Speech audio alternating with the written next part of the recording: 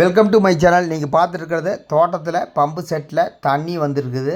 தண்ணி வந்து விவசாயத்துக்கு காலையிலையும் சாயந்தரம் இந்த மாதிரி பம்பு செட்டிலேருந்து தண்ணி விவசாயத்துக்கு விட்டால் தான் இந்த செடி மரங்கள், தென்னை மரங்கள், வாழை மரங்கள் இதெல்லாம் வந்து ரொம்ப ஃப்ரெஷ்ஷாக வந்து நல்லா வளரும்.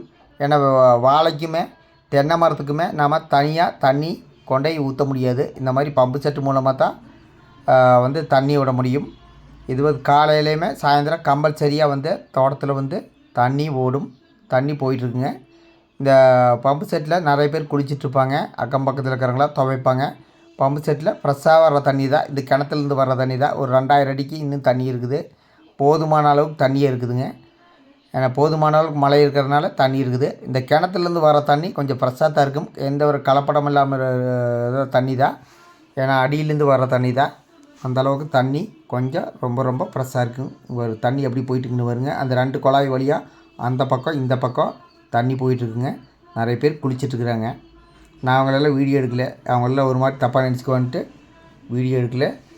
மொத்தத்தில் தோட்டத்தில் பம்பு செட்டில் தண்ணி வந்துட்டுருக்குது. தண்ணி எப்படி இருக்குங்க, ரொம்ப ஃப்ரெஷ்ஷாக இருக்குங்க. அப்படியே உள்ளே வந்து பல்டி அடிக்கலாங்க. நல்லா இருக்குங்க. குளிக்கிறதுக்கு ரொம்ப அருமையாக இருக்குங்க, அட்டகாசமாக இருக்குங்க. பம்பு செட்டில் நீங்கள் குளிக்கலைன்னா ஒரு டைம் தோட்டத்தில் பம்பு செட்லேருந்து தான் குளிச்சு பாருங்கள். சூப்பராக இருக்கும், அருமையாக இருக்கும். மாதிரி தண்ணி எப்படி வந்துட்டுக்குன்னு பாருங்க. விவசாயத்துக்கு தண்ணி பம்பு செட்டு வழியாக தான் விட்டே ஆகணும். ஏன்னா நாம் வந்து ஒன்றா சொட்டு நீர் பாசனத்து மூலமாக வரலாம். தோட்டத்தில் கிணத்துல தண்ணி அதிகமாக்கிறதுனால அந்த சொட்டு நீர் பாசனம் நாங்கள் போடல. பம்பு செட்டு மூலமாக தான் தண்ணி எல்லா பக்கம் வந்துட்டுருக்கு. வாய்க்கால் வழியாக அப்படியே தண்ணி எல்லா செடிக்குமே மரத்துக்குமே தென்னை மரத்துக்கும் போயிட்டுருக்கு. ரோஸ் செடியெல்லாம் நீங்கள் வச்சுருந்தீங்கன்னா தண்ணி எப்பாவது ஒரு நாள் தான் ஊற்றணும். ஏன்னா டெய்லி தண்ணி நீங்கள் ஊற்றுனீங்கன்னா அந்த ரோஸ் செடி வாடிடும். ரோஸ் செடி பொறுத்தளவுக்கு வெயிலில் தான் நீங்கள் ரோஸு வைக்கணும். வெயில் படுற மாதிரி தான் ரோஸே வைக்கணும். வெயில் படாத மாதிரி நீங்கள் ரோஸ் வச்சிங்கன்னா ரோஸு நல்லா வராது. ரோஸ் செடி வச்சுருந்தீங்கன்னா இந்த மாதிரி கடைப்பிடிங்க. இது ஒரு அக்ரி சம்மந்தமான வீடியோ. குடும்ப சார்ந்த வீடியோவெல்லாம் நான் வந்து அதிகமாக போட மாட்டேன். இந்த மாதிரி அக்ரி ஒரு என்டர்டெயின்மெண்ட் வீடியோ மட்டும்தான் நம்மக்கிட்ட இருக்குங்க. அதாவது டூரிஸ்ட்டு இந்த மாதிரி வீடியோ தான். ஆன்மீகம் இந்த மாதிரி வீடியோவும் இருக்கும். ஓகே, இது வந்து பம்பு செட்லேருந்து அந்த 2 குழாய் வழியாக 4 பக்கம் போயிட்டுருக்குதுங்க. அந்த பக்கம் போயிட்டுருக்குது, இந்த பக்கம் போயிட்டுருக்குதுங்க. தென்னை மரத்துக்கும் போகும், வாழைக்கும் போகுமா, வெத்தலை செடிகளுக்கு அதுவும் போகும். அப்புறம் எல்லா பூச்செடிகளுக்குமே தண்ணி வந்து போயிட்டுருக்கும். பாருங்க எப்படி போயிட்டுருக்குன்னு பாருங்க. கிட்டத்தட்ட ஒரு 3 மணி நேரம் 3.5 மணி நேரம் தண்ணி ஓடும்.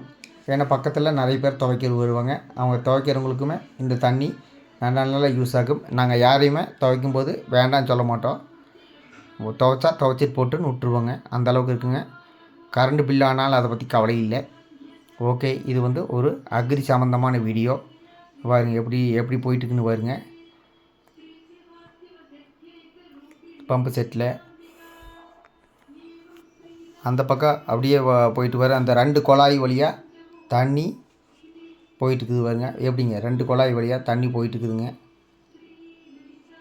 தண்ணி அந்தளவுக்கு ரொம்ப ஃப்ரெஷ்ஷாக இருக்குங்க. இந்த குழாய் வழியாக அப்படியே போயிட்டுருக்குதுங்க.